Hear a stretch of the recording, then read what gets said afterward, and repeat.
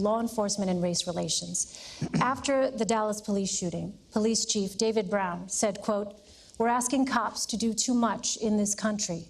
Every societal failure, we put it off on the cops to solve. Not enough mental health funding, not enough drug addiction funding. Schools fail. Let's give it to the cops." Do we ask too much of police officers in this country? And how would you specifically address the chief's concerns? Senator Kaine. Elaine, I think that's a very fair comment. I think we put a lot on police shoulders. And this is something I got a lot of scar tissue and experience on. I was a city councilman and mayor in Richmond. And when I came in, we had one of the highest homicide rates in the United States. We fought very, very hard over the course of my time in local office with our police department, and we reduced our homicide rate nearly in half. And then when I was governor of Virginia, we worked hard too.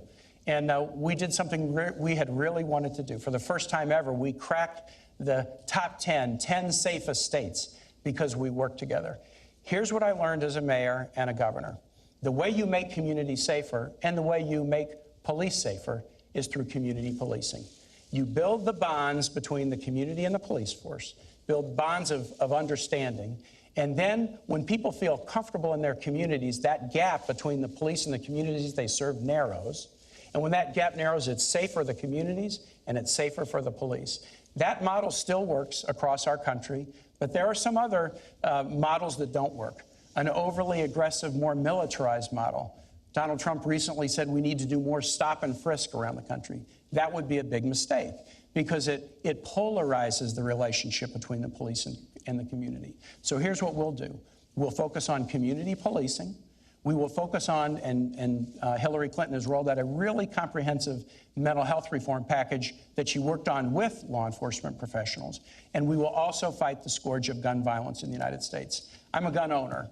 I'm a strong Second Amendment supporter. But I got a lot of scar tissue because when I was governor of Virginia, there was a horrible shooting at Virginia Tech. And we learned that through that painful situation, that gaps in the background record check system should have been closed and it could have prevented that crime. And so we're going to work to do things like close background record checks. And if we do, we won't have the tragedies that we did. One of those killed at Virginia Tech was a guy named Liviu Librescu. He was a 70-plus-year-old Romanian Holocaust survivor. He'd survived the Holocaust. Then he survived the Soviet Union takeover of his country. But then he was a visiting professor at Virginia Tech, and he couldn't survive the scourge of gun violence. We can support the Second Amendment and do things like background record checks and make us safer, and that'll make police safer too. Governor Pence. You know, my uncle was a cop, a career cop, on the beat in downtown Chicago. He was my hero when I was growing up. When we go up to visit my dad's family in Chicago, my three brothers and I would marvel at my uncle when he would come out in his uniform, sidearm at his side. Police officers are the best of us. And men and women, white, African American, Asian, Latino, Hispanic, they put their lives on the line every single day. And let me say, at the risk of agreeing with you, community policing is a great idea. Mm-hmm. It's worked in the Hoosier State. And we fully support that. Donald Trump and I are going to make sure that law enforcement have the resources and the tools to be able to really restore law and order to the cities and communities of this nation. It's probably why the 330,000 members of the Fraternal Order Police endorsed Donald Trump as the next president of the United States of America, because they see his commitment to them. They see his commitment to law and order. But they also hear the bad-mouthing that comes from people that seize upon tragedy in the wake of police action shootings as a reason to use a broad brush to accuse law enforcement of implicit bias or institutional racism. And that really has got to stop. I mean, when an African-American police officer in Charlotte named Brentley Vinson, an all-star football player who went to Liberty University here in the state, came home, followed his dad into law enforcement, joined the force in Charlotte in 2014, was involved in a police action shooting that claimed the life of Keith Lamont Scott. It was a tragedy.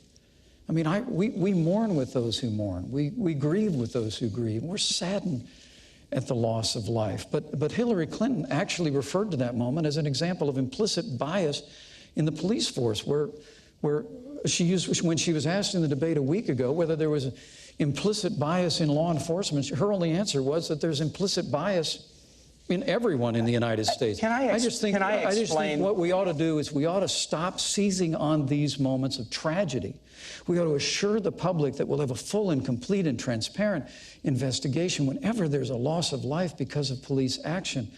But Senator, please, enough of this seeking every opportunity to demean law enforcement broadly by making Elaine, the accusation of implicit bias every time tragedy occurs. Elaine, people shouldn't be afraid to bring up issues of bias in law enforcement. And if you're afraid to have I'm not afraid to bring that up. If you're afraid to have the discussion, you'll never solve it. And so here's an example, heartbreaking. We would agree this is a heartbreaking example. The guy, Philando Castile, who was killed in St. Paul, he was a worker, a valued worker in a local school. And he was killed for no apparent reason in an incident that will be discussed and will be investigated. But when folks went and explored this situation, what they found is that Philando Castile, who was they called him Mr. Rogers with dreadlocks in the school that he worked. The kids loved him. That he had been stopped by police 40 or 50 times before that fatal incident. And if you look at sentencing in this country, African Americans and Latinos get sentenced for the same crimes at very different rates. We need criminal justice reform. Indiana has passed criminal justice But I just want to say, those who say we should not be able to bring up and talk about bias in the system will never solve the problem. When an African American police officer is involved in a police action shooting involving an African American, why would Hillary Clinton accuse that African American police officer of implicit bias? I guess I can't believe you are defending the position that there is no bias and it's a topic we don't Governor need Pence, to I have a question on that point. I did not make that statement. Your fellow Republican, Governor Pence, Senator Tim Scott, who is African American, recently spoke on the Senate floor. He said he was stopped 7 times by law enforcement in 1 year. A U.S. Senator. He said, I have felt the anger, the frustration, the sadness, and the humiliation that comes with feeling like you're being targeted for nothing more than being just yourself. What would you say to Senator Scott about his experiences? Well, I have the deepest respect for Senator Scott, and he's a close friend. And what I would say is that we need to adopt criminal justice reform nationally. I signed criminal justice reform in the state of Indiana, Senator, and we're very proud of it. I worked when I was in Congress on the Second Chance Act. We have got to do a better job recognizing and correcting the errors in the system that do reflect an institutional bias in criminal justice. But what Donald Trump and I are saying is, let's not have the reflex of assuming the worst of men and women in law enforcement. We truly do believe that law enforcement is not a force for racism or division in our country. Scott, Governor? Law enforcement in this country is a force for good. They truly are people that put their lives on the line every single day. But I would suggest to you, what we need to do is assert a stronger leadership at the national level to support law enforcement. You just heard Senator Kaine reject a stop and frisk. Well, I would suggest to you that the families that live in our inner cities that are besieged by crime. Elaine, Governor, the question is about Senator Scott. What would you tell Senator Scott? If I could jump, but I've heard Senator Scott make that eloquent plea. And look, criminal justice is about respecting the law and being respected by the law. So there is a fundamental respect issue here. And I just want to talk about the tone that's set from the top. Donald Trump during this campaign has called Mexicans rapists and criminals. He's called women slobs, pigs, dogs, disgusting.